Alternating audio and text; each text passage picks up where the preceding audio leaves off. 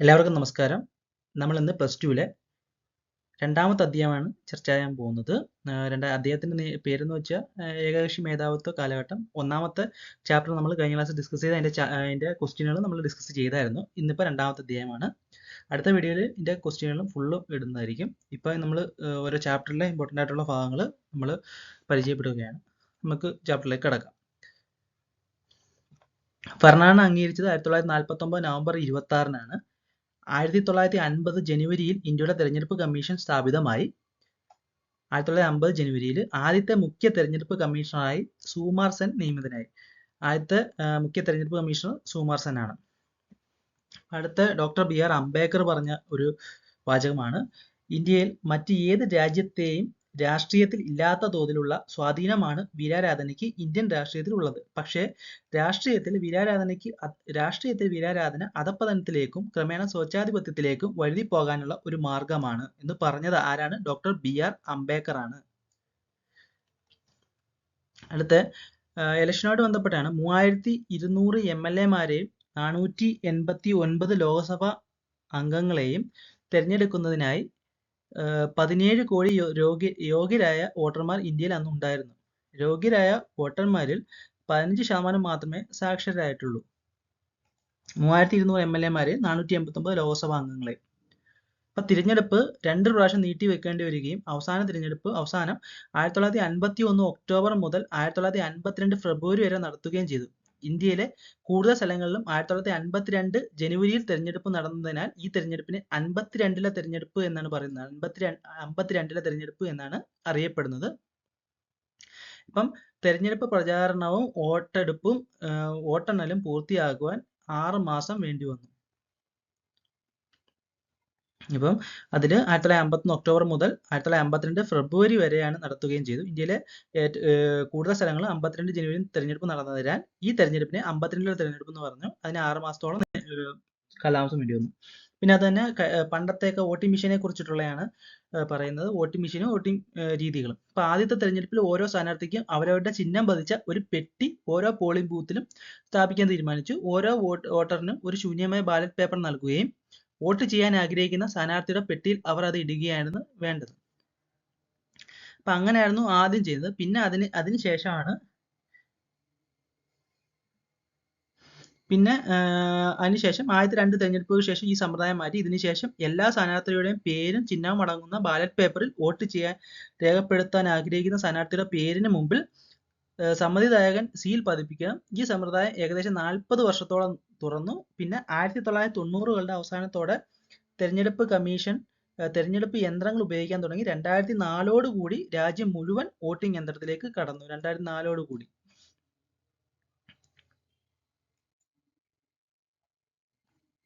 ഇപ്പൊ ആദ്യത്തെ തെരഞ്ഞെടുപ്പുകളിലൊക്കെ കോൺഗ്രസ് ആയിരുന്നു ജയിച്ചത്. ആദ്യത്തെ 3 തെരഞ്ഞെടുപ്പുകളിൽ. അപ്പം ഫലം പ്രഖ്യാപിച്ച കോൺഗ്രസ് പാർട്ടിയുടെ വിജയത്തിന്റെ വ്യാപ്തി പലരെ അത്ഭുതപ്പെടുത്തി. മറ്റ് രാഷ്ട്രീയ കക്ഷികളെല്ലാം ബഹുദൂരം പിന്നിലാക്കിയാണ് 1-ാം ലോക്സഭയിലേക്കുള്ള 489 സീറ്റുകളിൽ 364 സീറ്റുകളും കോൺഗ്രസ് നേടി.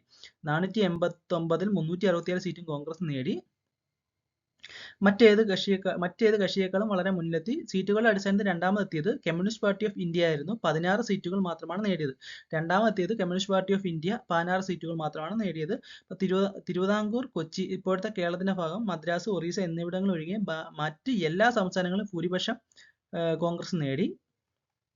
ജവഹർലാൽ നെഹ്റു ഇന്ത്യയുടെ ആദ്യത്തെ പ്രധാനമന്ത്രിയായി. പിന്നെ 1957-ലും 62-ലും നടന്ന രണ്ടാമത്തെ മൂന്നാമത്തെ പൊതു തെരഞ്ഞെടുപ്പുകളിലും 4/3 ഭാഗം സീറ്റുകളും നേടി. എന്ന് വെച്ച് കഴിഞ്ഞാൽ 1957-62-ലും നടന്ന രണ്ടാമത്തെ മൂന്നാമത്തെ തെരഞ്ഞെടുപ്പുകളിൽ 4/3 സീറ്റുകളും നേടി. ലോക്സഭയിൽ കോൺഗ്രസ് പാർട്ടി അതേ സ്ഥാനം നിലനിർത്തി. 4/3 സീറ്റുകൾ നേടി. ഇപ്പൊ കോൺഗ്രസ് പാർട്ടിക്ക് ലഭിച്ചതിന്റെ 10-1 സീറ്റ് പോലും നേടുന്നതിന് ഒരു പ്രതിപക്ഷ പാർട്ടിക്കും കഴിഞ്ഞില്ല. അപ്പൊ അങ്ങനെ 1987 CPIയുടെ നേതൃത്വത്തിൽ കേരളത്തിൽ രൂപീകരിച്ച മുന്നണി ഗവൺമെന്റ് ആണ് ഇതിൽ ഏറ്റവും സുപ്രധാനമായത്. 1987 CPIയുടെ നേതൃത്വത്തിൽ കേരളത്തിൽ രൂപീകരിച്ച മുന്നണി ഗവൺമെന്റാണ് ഇതിൽ ഏറ്റവും സുപ്രധാനമായത്. കേരളത്തിലെ കമ്മ്യൂണിസ്റ്റ് പാർട്ടിയുടെ വിജയം. 1957 മാർച്ചിൽ നടന്ന സംസ്ഥാന നിയമസഭാ തെരഞ്ഞെടുപ്പിൽ കമ്മ്യൂണിസ്റ്റ് പാർട്ടി ഏറ്റവും കൂടുതൽ സീറ്റുകളിൽ വിജയിച്ചു. 126-ൽ 60 സീറ്റുകൾ വിജയിക്കുകയും 5 സ്വതന്ത്രരുടെ പിന്തുണ പാർട്ടി നേടുകയും ചെയ്തു. ശ്രീ EMS നമ്പൂതിരിപ്പാടിനെ മന്ത്രിസഭ രൂപീകരിക്കുന്നതിനെ ഗവർണർ ക്ഷണിച്ചു. ലോകത്ത് ആദ്യമായിട്ട് ജനാധിപത്യ തെരഞ്ഞെടുപ്പിൽ കൂടി ഒരു കമ്മ്യൂണിസ്റ്റ് പാർട്ടി അധികാരത്തിൽ വരുന്നത് കേരളത്തിലാണ്. പിന്നെ 356 വകുപ്പ് പ്രകാരം 1959, അത് നോട്ട് ചെയ്ത് വെച്ചേക്കണം, അതൊരു ക്വസ്റ്റ്യൻ ചോദിച്ചാണ് എന്നാണ്. 356 വകുപ്പ് പ്രകാരം 356 വകുപ്പ് വരെ 1959 കേന്ദ്രത്തിലെ അധികാരത്തിലിരുന്ന കോൺഗ്രസ് ഗവൺമെന്റ് കേരളത്തിലെ കമ്മ്യൂണിസ്റ്റ് ഗവൺമെന്റിനെ പിരിച്ചുവിട്ടു. ഈ തീരുമാനം വളരെ വിവാദമാകുകയും ഭരണഘടനാപരമായ അധികാരത്തിന്റെ ദുരുപയോഗത്തിന്റെ ആദ്യ സംഭവമായി പരക്കെ അറിയപ്പെടുകയും ചെയ്തത് ഇതാണ്. 356 വകുപ്പ് പ്രകാരം കേരളത്തിൽ ഗവൺമെന്റിനെ പിരിച്ചുവിട്ടത് 59. അതാണ് ഭരണഘടനാപരമായ അധികാരത്തിന്റെ ദുരുപയോഗത്തിന്റെ ആദ്യ സംഭവമായി പരക്കെ അറിയപ്പെടുന്നത്. അപ്പൊ 126 60 സീറ്റുകൾ വിജയിക്കുകയും 5 സ്വതന്ത്രരുടെ പിന്തുണ ലഭിച്ച് പാർട്ടി അധികാരത്തിൽ വരികയൊക്കെ ചെയ്തു. പിന്നെ അടുത്ത സോഷ്യലിസ്റ്റ് പാർട്ടി ജയപ്രകാശ് നാരായണൻ, അച്യുത് പട്വർദ്ധർ, അശോക് മേത്ത, ആചാര്യ നരേന്ദ്രദേവ്, റാം മനോഹർ ലോഹ്യ, SM ജോഷി തുടങ്ങിയ സോഷ്യലിസ്റ്റ് പാർട്ടിയുടെ പ്രമുഖ നേതാക്കളായിരുന്നു. ജയപ്രകാശ് നാരായണൻ, അച്യുത് പട്വർദ്ധർ, അശോക് മേത്ത, ആചാര്യ നരേന്ദ്രദേവ്, റാം മനോഹർ ലോഹ്യ, MS ജോഷി തുടങ്ങിയവർ സോഷ്യലിസ്റ്റ് പാർട്ടിയുടെ പ്രമുഖ നേതാക്കന്മാരായിരുന്നു. ഇതൊന്ന് വായിച്ചു നോക്കിയാൽ നല്ലതായിരിക്കും. അടുത്ത communist party of India, CPI, communist party of India, റഷ്യയിലെ ബോൾഷെവിക് വിപ്ലവത്തിന്റെ പ്രചോദനം ഉൾക്കൊണ്ട് 1920കളുടെ തുടക്കത്തിൽ ഇന്ത്യയുടെ വിവിധ പ്രദേശങ്ങളിൽ കമ്മ്യൂണിസ്റ്റ് ഗ്രൂപ്പുകൾ ഉയർന്നു വരികയും രാജ്യത്ത് നേരിടുന്ന പ്രശ്നങ്ങൾക്കെല്ലാം പരിഹാരം സോഷ്യലിസമാണെന്ന് വാദിക്കുകയും ചെയ്തു. 1935 മുതൽ കമ്മ്യൂണിസ്റ്റുകാർ പ്രധാനമായും ഇന്ത്യൻ നാഷണൽ കോൺഗ്രസിനുള്ളിൽ നിന്ന് പ്രവർത്തിച്ചു. നാസി ജർമ്മനിക്കെതിരെയുള്ള യുദ്ധത്തിൽ ബ്രിട്ടീഷുകാരെ പിന്തുണയ്ക്കാൻ കമ്മ്യൂണിസ്റ്റുകൾ തീരുമാനിച്ചതോടെ 1941 ഡിസംബറിൽ അവർ കോൺഗ്രസിൽ നിന്ന് വഴിപിരിഞ്ഞു. മറ്റ് കോൺഗ്രസ് ഇതര പാർട്ടിയിൽ നിന്നും സ്വാതന്ത്ര്യത്തിന് ശേഷം 1947 അധികാരത്തിൽ കൈമാറ്റം യഥാർത്ഥ സ്വാതന്ത്ര്യമാണെന്ന് പാർട്ടി ചിന്തിക്കുകയും തെലങ്കാനയിൽ അക്രമാസക്തമായ കലാപത്തെ പ്രോത്സാഹിപ്പിക്കുകയും ചെയ്തു. തങ്ങളുടെ നിലപാടുകൾക്ക് ജനകീയ പിന്തുണ നേടിയെടുക്കുന്നതിൽ കമ്മ്യൂണിസ്റ്റുകൾ പരാജയപ്പെടുകയും സായുധ സേനകളാൽ അടിച്ചമർത്തപ്പെടുകയും ചെയ്തു. ഇത് അവരുടെ നിലനിൽപ്പുകളെ പുനഃപരിശോധിക്കാൻ പ്രേരിപ്പിച്ചു. 1951 കമ്മ്യൂണിസ്റ്റ് പാർട്ടി തീക്ഷ്ണമായ വിപ്ലവപാത വെടിയുവാനും വരാൻ പോകുന്ന പൊതു തെരഞ്ഞെടുപ്പുകളിൽ പങ്കാളിയാകുവാനും തീരുമാനിച്ചു. ആദ്യത്തെ പൊതു തെരഞ്ഞെടുപ്പിൽ 16 സീറ്റുകൾ നേടുകയും ഏറ്റവും വലിയ പ്രതിപക്ഷ കക്ഷിയായി CPI മാറി. ആന്ധ്രാപ്രദേശ്, പശ്ചിമ ബംഗാൾ, ബീഹാർ, കേരള എന്നിവിടങ്ങളാണ് പാർട്ടിക്ക് കൂടുതൽ പിന്തുണ ലഭിച്ചിരുന്നത്.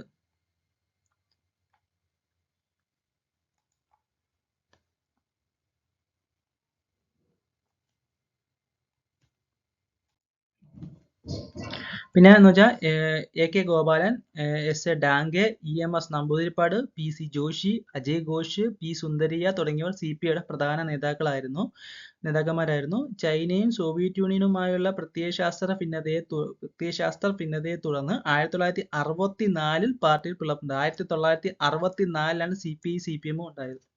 CPI CPM ആയിട്ട് മാറി. രണ്ടായിട്ട് മാറി. വലിയ പിളർപ്പുണ്ടായി. സോവിയറ്റ് യൂണിയൻ അനുകൂല വിഭാഗം CPI തുടരുകയും എതിരാളികൾ CPIM രൂപീകരിക്കുകയും ചെയ്തു. അങ്ങനെ ഈ രണ്ട് പാർട്ടികളും നിന്ന് നിലനിൽക്കുന്നു.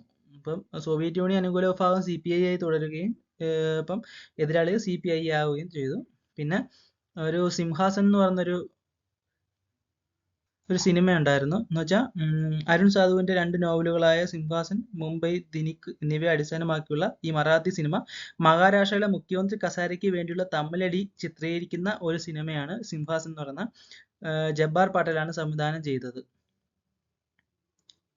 ഇത് പാഠപുസ്തകത്തിൽ ഉള്ളതാണ്, അതുകൊണ്ടാണ് നമ്മൾ ഇതിനകത്ത് ഇട്ടത്. അറിയത്തില്ല, ചിലപ്പോൾ ചോദിക്കുകയൊക്കെ ചെയ്യാം. സിംഹാസൻ. ഭാരതീയ ജനസംഘ്, ശ്യാമപ്രസാദ് മുഖർജി സ്ഥാപക പ്രസിഡന്റായി 1951 ഭാരതീയ ജനസംഘ് സ്ഥാപിതമായി. എന്നാൽ ഇതിന്റെ വംശപാരമ്പര്യം സ്വാതന്ത്ര്യത്തിന് മുമ്പുള്ള ഹിന്ദു മഹാസഭയിലേക്കും രാഷ്ട്രീയ സ്വയംസേവക സംഘിലേക്കും നീളുന്നു. ജനസംഘം പ്രത്യയശാസ്ത്രത്തിലും പ്രവർത്തന പരിപാടികളിലും മറ്റ് പാർട്ടിയിൽ നിന്നും വിഭിന്നമായിരുന്നു. ഒരു രാജ്യം, ഒരു സംസ്കാരം, ഒരു ദേശം എന്ന ആശയത്തിന് ഇത് ഊന്നൽ നൽകുകയും ഒരു രാജ്യം, ഒരു സംസ്കാരം, ഒരു ദേശം എന്ന ആശയത്തിന് ഇത് ഊന്നൽ നൽകുകയും ഇന്ത്യൻ സംസ്കാരത്തിന്റെയും പാരമ്പര്യത്തിന്റെയും അടിസ്ഥാനത്തിൽ മാത്രമേ രാജ്യം ആധുനികവും പുരോഗമനമായ ശക്തവുമായി തീരുകയുള്ളെന്ന് വിശ്വസിക്കുകയും ചെയ്തു. അഖണ്ഡ ഭാരതം എന്ന ആശയത്തിലൂടെ ഇന്ത്യയും പാകിസ്ഥാനും പുനരേകീകരിക്കപ്പെടണമെന്ന് പാർട്ടി ആഹ്വാനം ചെയ്തു. അഖണ്ഡ ഭാരതം. ഇംഗ്ലീഷ് ഭാഷയ്ക്ക് പകരം ഹിന്ദി ഇന്ത്യയുടെ ഔദ്യോഗിക ഭാഷയാക്കണമെന്ന് ആവശ്യപ്പെട്ടുകൊണ്ടുള്ള സമരത്തിന് മുന്നണി പോലെയായി ഈ പാർട്ടി നിലകൊണ്ടു. കൂടാതെ മത സാംസ്കാരിക ന്യൂനപക്ഷങ്ങൾക്ക് ആനുകൂല്യങ്ങൾ നൽകുന്നതിനെതിരെ എതിർക്കുകയും ചെയ്തു. 1964 ചൈനയുടെ ആണവ പരീക്ഷണത്തിന് ശേഷം ഇന്ത്യ ആണവ ആയുധങ്ങൾ വികസിപ്പിക്കണമെന്ന് പാർട്ടി നിരന്തരം ആവശ്യപ്പെട്ടിരുന്നു.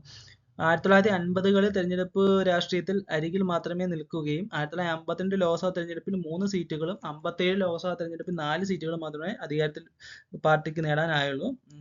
പ്രാരംഭഘട്ടത്തിൽ രാജസ്ഥാൻ, മധ്യപ്രദേശ്, ഡൽഹി, ഉത്തർപ്രദേശ് തുടങ്ങിയ ഹിന്ദി സംസാരിക്കുന്ന സംസ്ഥാനങ്ങളുടെ നഗരപ്രദേശങ്ങളിൽ നിന്നാണ് പ്രധാനമായും ഇതിന് പിന്തുണ ലഭിച്ചത്. ശ്യാമപ്രസാദ് മുഖർജി, ദീൻദയാൽ ഉപാധ്യായ, ബാൽരാജ് മധോക് തുടങ്ങിയവർ പാർട്ടിയുടെ നേതാക്കന്മാരായിരുന്നു.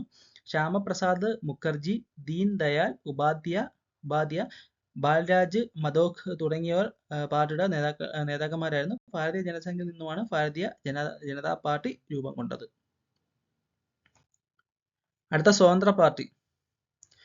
ഭൂപരിധി നിശ്ചയിക്കൽ, ഭക്ഷ്യധാന്യങ്ങളുടെ വ്യാപാരം, രാഷ്ട്രമേറ്റെടുക്കൽ, സഹകരണാടിസ്ഥാനത്തിലുള്ള കൃഷിരീതി എന്നിവ ആഹ്വാനം ചെയ്ത കോൺഗ്രസിന്റെ നാഗ്പൂർ പ്രമേയത്തിന് ശേഷം 1959 ആഗസ്റ്റ് സ്വതന്ത്ര party രൂപീകൃതമായി.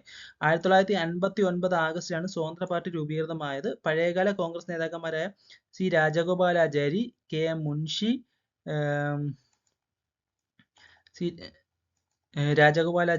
M Munshi, N G Ranga, Minoo Masani എന്നിവരാണ് പാർട്ടിയെ നയിച്ചത്.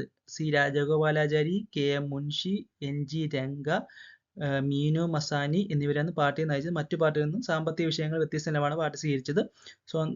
അപ്പം ചേരിചേരായ്മ എന്ന വിദേശ നയത്തെയും സോവിയറ്റ് യൂണിയനോടുള്ള സൗഹൃദ ബന്ധത്തെയും അവർ വിമർശിച്ചു. അമേരിക്കയുമായി അടുത്ത ബന്ധം സ്ഥാപിക്കണമെന്ന് അവർ വാദിച്ചു. ഇതൊക്കെ ചെയ്തത് സ്വതന്ത്ര പാർട്ടിയാണ്. ഇതൊക്കെ ഒന്ന് ഓർത്തു വെക്കണം. ഇതിന് ഓരോ പാർട്ടിയോട് ബന്ധപ്പെട്ട നേതാക്കന്മാരെ നമ്മളൊന്ന് ഓർത്തു വെച്ചേക്കണം. പിന്നെ അവരുടെ നിലപാടുകളും ഓർത്തു വെച്ചേക്കണം. ഇത്രയൊക്കെ തന്നെയാണ് നമ്മൾ രണ്ടാമത്തെ ചാപ്റ്ററിൽ ഉള്ളത്. ഇതുമായിട്ട് ബന്ധപ്പെട്ട ക്വസ്റ്റ്യനുകൾ നമ്മൾ അടുത്ത ക്ലാസ്സിൽ ഡിസ്കസ് ചെയ്യുന്നതാണ്. ഇതിനകത്ത് ബന്ധപ്പെട്ട ഇതുമായിട്ട് ബന്ധപ്പെട്ട ഇതെല്ലാം നമ്മൾ ക്വസ്റ്റ്യൻ ആക്കുകയും പിന്നെ അനുബന്ധമായിട്ടുള്ള കഴിഞ്ഞ ക്ലാസ്സിൽ ഡിസ്കസ് ചെയ്ത ചാപ്റ്റർ 1 ഡിസ്കസ് ചെയ്ത അനുബന്ധമായിട്ടുള്ള അപ്പം അറിയാലോ, ഇപ്പം പ്രതിപക്ഷ നേതാവ്, ഇപ്പം ലോക്സഭയിൽ കമ്മ്യൂണിസ്റ്റ് പാർട്ടി പ്രതിപക്ഷമായിട്ട് വന്ന് അതിന് പ്രതിപക്ഷ നേതാവുണ്ട്. അങ്ങനെ കുറേ അനുബന്ധമായിട്ടുള്ള ക്വസ്റ്റ്യനുകളുണ്ട്. അതെല്ലാം നമ്മൾ അടുത്ത ക്ലാസ്സിൽ ഡിസ്കസ് ചെയ്യുന്നതായിരിക്കും. അപ്പം എല്ലാവർക്കും താങ്ക് യു. എൻ്റെ വീഡിയോക്ക് അല്ല എൻ്റെ ചാനലൊക്കെ സബ്സ്ക്രൈബ് ചെയ്യുന്ന എല്ലാവർക്കും നന്ദി. പിന്നെ നിങ്ങൾക്ക് ഉപകാരപ്പെടുകയാണെങ്കിൽ എൻ്റെ ചാനൽ സബ്സ്ക്രൈബ് ചെയ്യുക. Thank you.